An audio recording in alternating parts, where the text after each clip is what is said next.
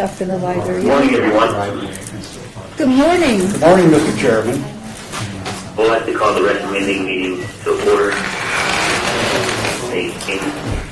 Are we in compliance with the open meeting law? Yes, we are. Okay, the first line item of business is number 2013-25. Possible action amends the downtown Centennial Plan to authorize tavern limited establishments within the Arts District and the Parkway Center District. This is proposed by Director Flynn Fagg.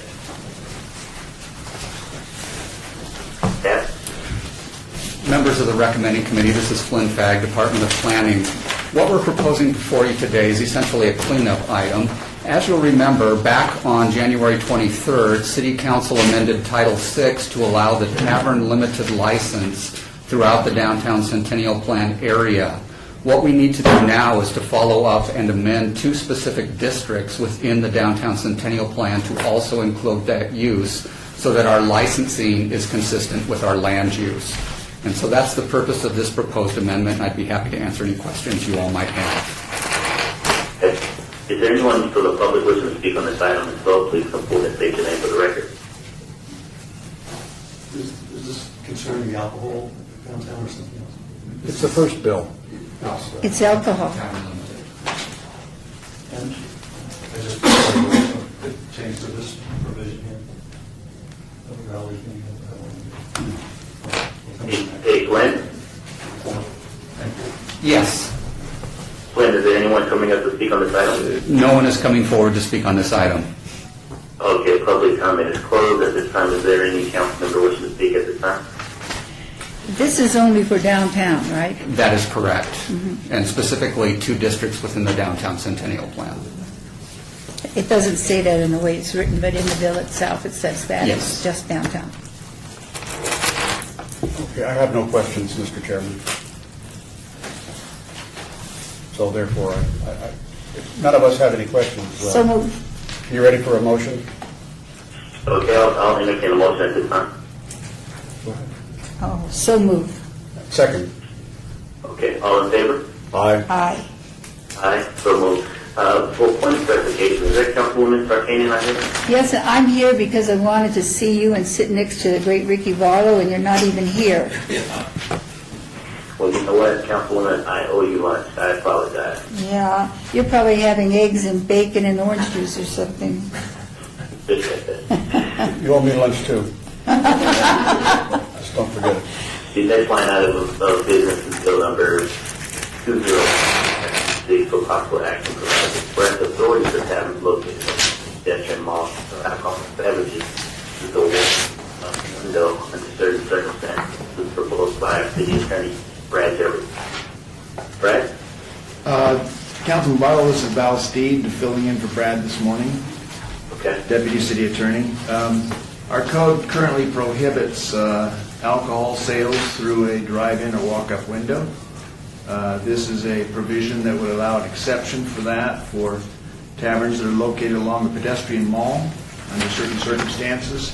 It has to be a walk-up window that faces a street alignment, but not the Casino Center Boulevard or 4th Street alignments, which have vehicular traffic. This was brought forward by the city attorney in order to legitimize. The Golden Nugget has opened, some time ago, opened a walk-up window, and this is to legitimize that and provide opportunities for others in a similar circumstance. Okay. The question that I have is, how does this play out for others along the Fremont Street experience as far as the other properties to include the Neonopolis? Anybody with a tavern license that faces the pedestrian mall would be able to, other than those that face Casino Center Boulevard and 4th Street alignment. They would still need to go through all the approval processes, both in terms of licensing approval and zoning approval. So they would still have to come to the approval process, just as, or does this bill allow for all businesses that meet the qualifications to come in through the administrative process? I'm sorry, Councilman, could you repeat that? Yes, the bill before us today, does this allow for all businesses to now just go through, for example, a business licensing to receive receive the approval for the walk-up window, or would they Well, I'm- have to go through the planning process to apply for it? I need to clarify that. If you've got a tavern, or you're going to have a tavern license, and you have a building that faces street alignment along the pedestrian mall, other than the ones I've identified, you would be eligible to do that.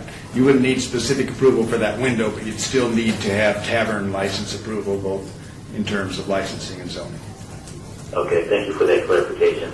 Is there anyone from the public wishing to speak on this item? If so, please come forward and state your name for the record. And Val, let me know if anyone comes forward, please. No one's here. No one's here. Okay. And the public comment is closed at this time. Councilwoman or Councilman? I have a question. On page 1 of the bill, line 2122, where we're touching the language relating to, because drive-in and walk-up are also in the same sentence, do we, are we by accident touching the drive-in? I don't think we want to use that. Just, you know, I know it's existing language, but when you start to make reference to the other parts of the code, which are on page 2, and I know it's restricted to a pedestrian mall, theoretically people aren't going to drive up in a pedestrian mall. Do you create the opening then for somebody to have a drive-in liquor window elsewhere? The default prohibition is you can't sell liquor through any of those things that are mentioned on page 1. Okay. The one exception is on page 2, which is a walk-up window. And only in these pedestrian malls? Right. Okay. That was my only question. Well, there's another one. When you have, this is existing law, Mr. Chairman, if you don't mind my just looking at it. There is a prohibition against receiving spirits at your house, and that's in the existing statutes. I was just curious if any of this language in here been superseded by state law. For example, wine is allowed to be delivered now to a home, and yet I think I saw a prohibition in our ordinance here. Well, I guess it's on the first page. For Section 1, subsection C, paragraph C, lines 18 through 21, where it talks about there is an allowance for delivering beer in kegs. Okay. Does that mean that all else is prohibited of alcoholic nature? Yes, but we are doing an update of Chapter 650 that you'll see very shortly, and we will take into account any of the things in state law that this might conflict with. Okay. Karen Duddleston is here if she has any comments. All right. Karen Duddleston, Business Licensing Manager. I believe this is probably also in reference in our licenses. We allow grocery stores to deliver groceries, including alcohol. So there are some delivery provisions and restrictions elsewhere in 6.5 on the delivery of alcohol. So I think it's just. But it doesn't mention postal service, FedEx, UPS kind of commercial delivery. It does not, and that is an issue that we've been looking into and looking at what folks are doing across the country on that issue. But ours is restricted to grocery stores. When you would put in a grocery order, or to licensed liquor caterers can go to your home, and beer caterers can deliver to your home. Check the statutes because it's permitted under the statutes here. Okay. Thank you very much. Oh, okay. Councilman, do you have any questions? I do not now. I don't have any questions. Then, if no amendment is necessary, no technical amendment been discovered, I will move for approval of Bill 2013-26. Second. Okay, all in favor? Aye. Aye, so moved. Okay, bill number 2013-27, possible act on amending the Unified Development Code, the minimum lot width for our district from 65 feet to 60 feet. This is sponsored by Councilman Ross. Is Councilman Ross in the audience? No. Okay. Is anyone from the public wishing to speak on this item? If so, please come forward and state your name for the record. Flynn is here. I'm sorry? No public, no general Present the public. bill, Councilman. Okay. Flynn? The text amendment that we have before you today is to make a minor modification to the regulations for the R1 single-family zoning district. What we are proposing is to change only the lot width. Currently, the lot width requirement in the R1 zoning district is 65 feet. What we're proposing to do is to go down to 60 feet in width. This does not change the minimum lot area. All lots in the R1 zoning district still have to be 6,500 square feet, so it doesn't change the density. It doesn't change the setback requirements. We still require a 20-foot front yard setback and 5-foot side yard setbacks.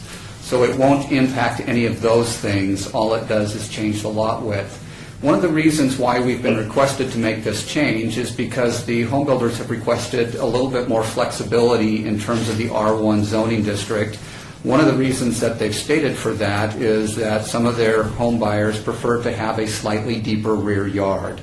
Let me pass out a handout that I quickly prepared, a graphic that will help illustrate what the existing requirements are versus what the proposed requirements are. I sent that to you. He has it. I sent that to you electronically, Bob. Did you hear that, Rick? You have it in your computer. So looking at the handout, you'll notice our current requirement is for a minimum of 65 feet in lot width. That gives you a 100-foot deep lot. And I've just indicated there the required setbacks, 5 feet on both sides, 20 feet in the front. What that does, if you have a 2,500 square foot house, just for example, that would give you about a 35-foot deep rear yard. Looking at the proposed, by decreasing the lot width by 5 feet, the requirement for the lot width by 5 feet, again, you still have 5 feet on both sides, 20 feet in the front, but that gives you about an additional 5 feet in depth in the rear yard area. One of the reasons why this might be helpful is with infill lots that we have in certain areas of the city, by having a decrease in the lot width to 60 feet, it helps them to be able to use the R1 zoning district standards on what might be unusually configured leftover infill lots.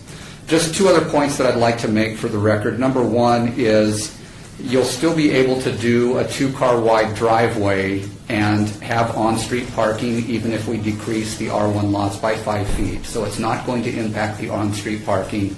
And then another question I had was, will this impact the ability to have sidewalks in residential neighborhoods?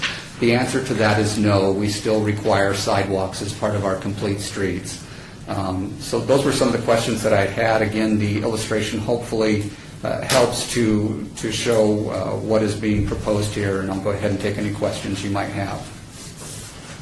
Okay, thank you, Flynn, for answering all of my questions. I know I called you this morning with several of those questions, and thank you for the clarification because I was greatly concerned, but I'm clear now. Okay, Is there thank you. any other council person wishing to speak at this time? Lois? I'm just trying to understand this. 40 feet you have in the rear, over 35, but you still have 5 feet on the side, right? Correct. We still have the same side yard setback, so we still have the same distance in between the houses. That's not going to change. Okay. Thank you. Mr. Chairman, this is Bob. I think that this is interesting because we see springing up around the valley these little 3-story, and Lord knows maybe there's a 4-story condo.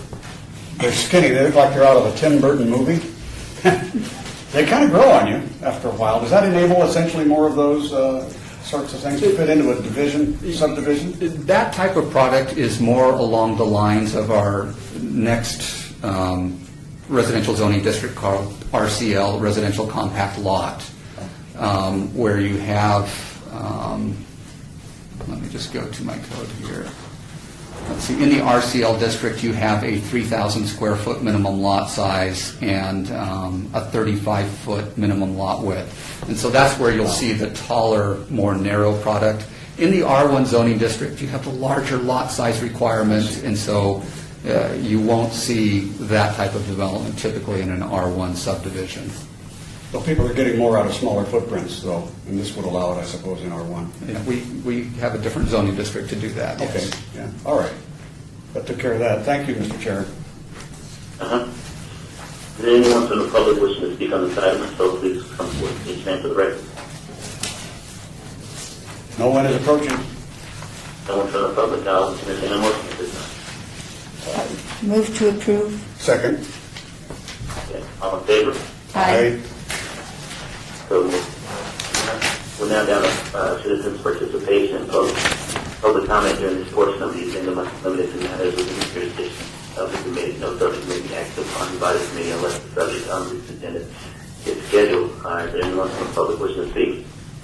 We have a Boy Scout here, but I don't know if he wants to speak or not. He's awfully quiet. He's sitting in the back row. Dick Geyer is stepping forward to speak.